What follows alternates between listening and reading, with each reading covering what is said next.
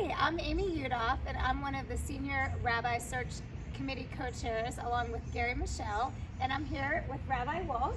And I'm Michael Wolk, Rabbi Wolk, soon to be the new Senior Rabbi of Temple Israel of Charlotte. And we're so excited to have him and his family here with us at Temple Israel.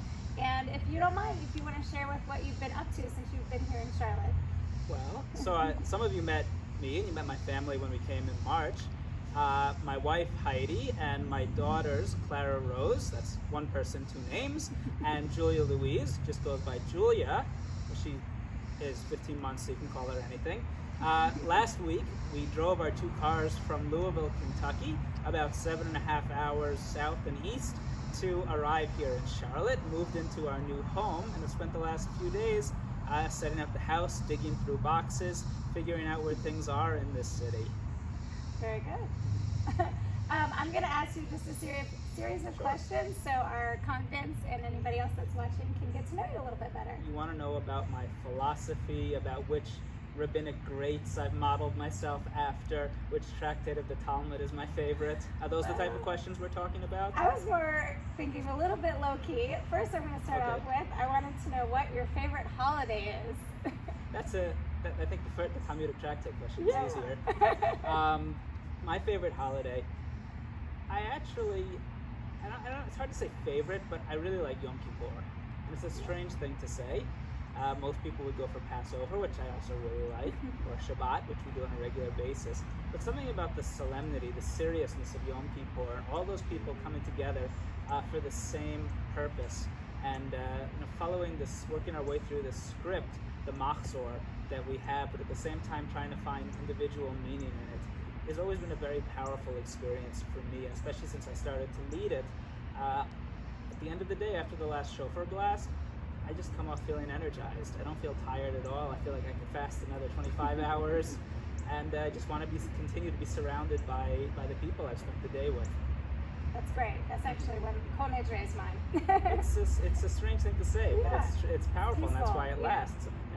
Why else would a 25-hour fast still be on the calendar? That's true. Okay, what's one thing that can instantly make your day better? I thought about that question, and I thought about a few different things that I could answer that. They all relate to different people in my life. First of all, Heidi's scrambled eggs are incredible. That makes me very happy. A smile from one of my kids. I'm more likely to get it from Julia than from Clara Rose. That's also very happy. And finally, hearing my dad sing. Like I told you, my dad is a cantor with an absolutely beautiful operatic baritone voice that I don't hear that often anymore. And when I do hear it, either in person, which is rare at this point, or on a recording, it just really makes me smile, makes me happy. It's really nice. I'm going to have to go and look him up. You won't find much online, but you'll share with me later. Yeah. What's the career highlight that you're most proud of? So I've been a rabbi for 8 years now. Feels like a lot longer. If I'm thinking of like a big event, I would say taking people to Israel for the first time. I've been to Israel many times. I've lived in Israel twice, but showing congregants over the course of 10 days who've never been there before, all the sites in Israel that I love, letting them experience being in the Jewish homeland is really a highlight for me. On a more closer to home level, the people I've converted to Judaism came to me for different reasons, either because they were marrying someone Jewish or because they felt a calling. And I worked with them over a period of sometimes 2 years, and then completing the ceremony with the immersion in the mikveh and welcoming them into the Jewish community, and seeing people who have no connection to Judaism, to Jewish life, a few years ago, being active parts of the Jewish world has been very rewarding. Yeah, that's great. Okay, you're now 10 years old. How do you think your 10-year-old self will react to who you are now? At 10 years old, I didn't know that I wanted to be a rabbi. I think I always liked synagogue life, but I don't really think I thought I was going to be on the bima. I think that my 10-year-old self would be rather shocked that by this point, I've lived in 3 American cities that are not New York. There you go. Columbus, Louisville, and now Charlotte, because when you're a New Yorker growing up on Long Island and you aspire to live in New York City, there's nothing else. Well, we're glad that you chose to move You approve of that. Okay, what's your favorite part of the workday? Can I say a meeting on Zoom? Yeah. That's the only part We of are the in a work. different type of work That's day the now. only part of the workday. That's right. I happen to really like daily minion in the morning, waking up and seeing people early on, and then schmoozing with them afterwards over breakfast.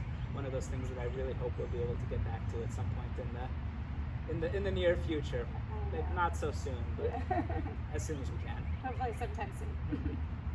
Okay, what energizes you about being a rabbi?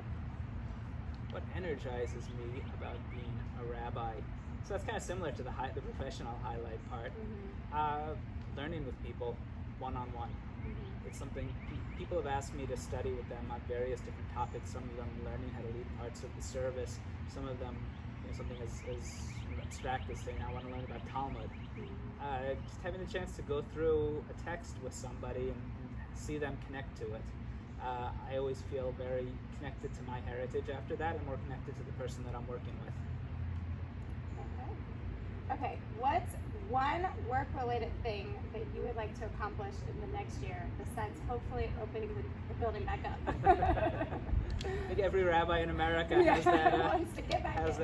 that goal. I would say the first year of the rabbinate in a new synagogue, what I want to accomplish is I want to get to know people. That's going to be even harder this year because most of our interactions will be from 6 foot distance. I hope this is 6 feet. Yeah.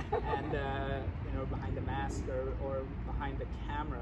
It's going to be a challenge, but I think that learning about the congregation and learning about the people, really that's the goal of this year, more than doing a giant big program or event that I can point to, because those come when, and those work best when you have the support of the community and the faith of the community, which is something that a rabbi needs to earn.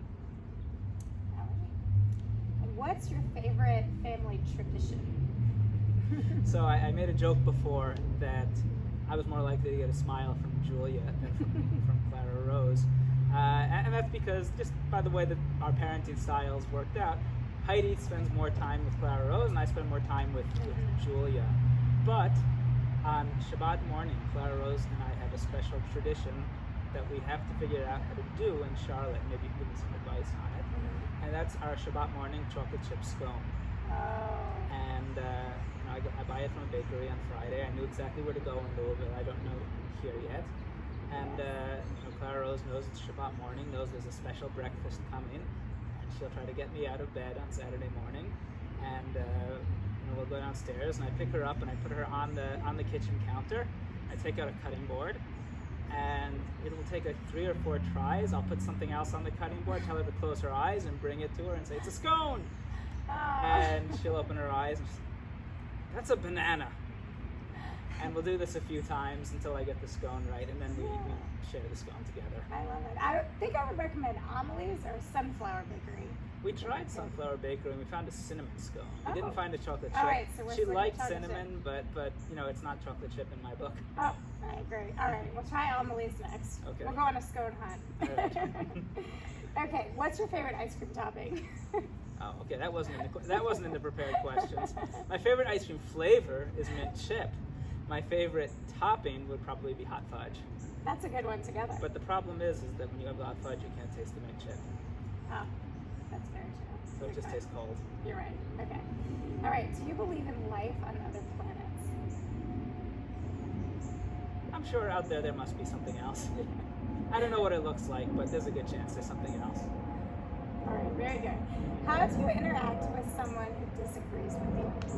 Start shouting. No, I don't. I try very hard to stay calm, and I try to listen to what that person is saying and understand why he or she is upset, because sometimes I have to remind myself that there's very little value in escalating a situation when you want to de-escalate it, and that when people are upset, they usually have something to be upset about, and it's worth a while to listen. Okay, what's on your bucket list? My bucket list. It's another one of those, personally or professionally. Let's do personal. Let's see where you want to go and see and do. I have a travel bug that I haven't been able to indulge a lot lately, and it's gotten even harder with the pandemic.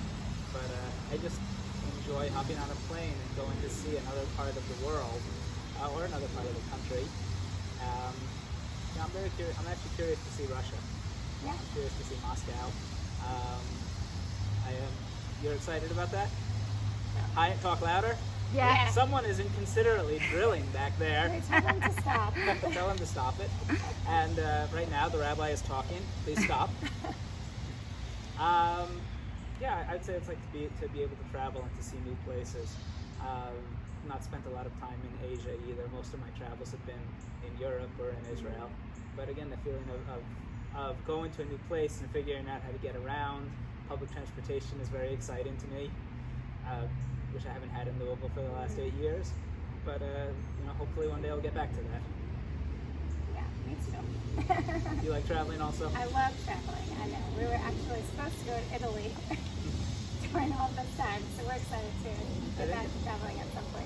Yeah, I think I told you when I went to Italy, the best thing I saw was Pompeii. It was so interesting. The city that got covered by the volcano. Yeah, we're into all that. History, public transportation, all of that. Okay, which famous person in history would you want to spend the day with? I thought about that question when you sent it to me, and I kind of want to reframe it a little bit with kind of a story that happened a few months ago. So Heidi and I both did Ancestry.com. Oh. And I kind of knew this would happen, but was still disappointed when I got the results. So Heidi converted to Judaism. Right. So she has this fascinating genetic combination, found out things about herself that she didn't know about where her family came from. My results came back 100% Ashkenazi Jew. Thank you. I knew that already. I didn't need to pay $90 to know that. But I'd be very curious to meet some of my ancestors, especially the ones who came to America, who, let's say on my father's side, don't even have memories of because they've been here for so long. I want to know what they experienced. And I'd like to learn more about my own family history, because even though we have this idea that we're Jews, we share a common history, we know a lot of the basic patterns that went on, I want to hear some more of the specifics about my family. Yeah, that's a good one.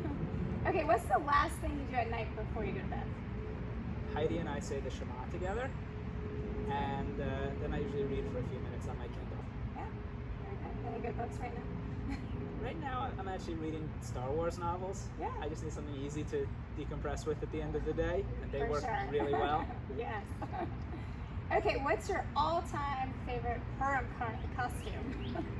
My all-time favorite Purim costume that I've dressed in, or that somebody else has dressed in? You, the rabbi. The rabbi. I usually have put together very goofy Purim costumes with funny, colorful ties and big hats, baseball jerseys put in there, all sorts of different things. It was go back to the Star Wars reference. It was a lot of fun in Louisville a few years ago when we did a joint Purim with 3 synagogues. All of the different clergy dressed up as a different Star Wars character, and it was a different rabbi. It was not me. Like, all of our costumes were kind of like a Jedi outfit or Darth Vader. He was Jabba the Hutt, and it was this gigantic, like 8-foot tall thing that he's wearing that terrified everybody. But I give him a lot of credit for the effort. Creativity, there you go. Yes. Well, I'm hopeful that we'll have Purim in our building in the spring, and we can see your first Purim here. See what I come up with. What have been the legendary costumes of clergy of past years? The most memorable is Shrek. We get Shrek a lot. It's a good one. Who dresses up as Shrek? Rabbi Ezrin did Shrek. Rabbi Ezrin is an ogre? Yes. Not in a bad way, in a good way. No, he was Friendly great, ogre yes. type. All the kids wanted to see him. I'm going to ask you some rapid round questions, and you can answer whatever comes to your mind first. Mm-hmm. All right? Favorite day of the week? Wednesday. Favorite city in the United States besides Charlotte? Yeah, I'm going to have to go with Louisville. Soda or coffee? Depends on the day. Coffee in the morning. I don't drink soda at this point, but Coke sounds really refreshing. Ice cold. On a hot day. On a hot day, yeah. All right. Challah or matzah? Challah. That's an easy one. Your favorite snack? What are those things called? The Drake's cakes, like yodels or something like that. Again, I don't eat them so often at this point, but when you said snack, that's what I thought of. Okay, cake or pie? Louisville is known for its pies, like Derby pie and chess pie. It's pretty rich, but think cake. Yeah. Ice cream cake. Well, speaking of ice cream, what's your favorite flavor? Mint chip. The beach or the mountains? I haven't spent a lot of time in the mountains, so I'd like to see them. Mm-hmm. Let's go with I want to see the mountains. Okay, all right. Name one of the 7 dwarfs. Grumpy. Yankees. Just to share one thing about that. So Clara Rose is into princesses right now. Right. And Snow White and the 7, and she can't say it, so she says Snow White and the 7 doors. The doors. The doors. Okay, Yankees or Mets? Mets. That's, come on. I know. My dad's gonna be upset. Scale of 1 to 10, how good are you at Gaga? 6. Very good. Well, thank And you. I knew what Gaga was. Yeah, I know, that's really good. Thank you so much for playing along and for and doing this interview with us today. And I hope you guys got to know some more fun facts about Rabbi Wolk. My pleasure. Yeah, welcome to Charlotte. Can't wait to meet you all. Thank you.